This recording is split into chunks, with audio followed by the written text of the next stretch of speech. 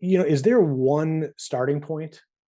If someone's like, you know what, I've got to explore this further. I mean, like, what is the first step to figure out like what options are available for a business? I think great question. Yeah, I think the first step would be to kind of analyze. There's some suggested graphs early in the book, and but start understanding, as I describe it, understanding that's part of the Toyota problem solving. Understand your problem, understand where you are today.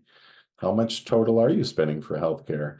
How much of those are claims? How much of those are fixed costs from others? How much is your advisor not just making from you, but making on your plan? Are people are the is the advisor and the carrier and others making more as your costs go up? If your partner sitting beside you is making more, is it telling you what to do and then making more when your costs go up? You have an alignment of comp issue, right? So just making sure that the folks that are appearing on your team are really on your team, and maybe they're just following old tradition. That happens a lot. But I think you gotta ring the bell and you gotta have a wake up call.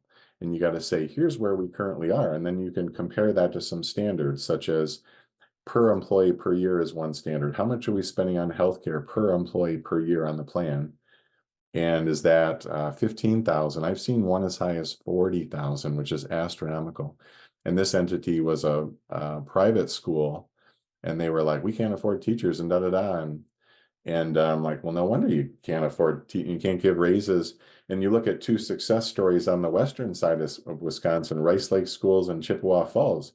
Not only did they save a bunch of programs and have good retention and recruiting, they built new buildings and they made their plan better. You were not taking out of healthcare.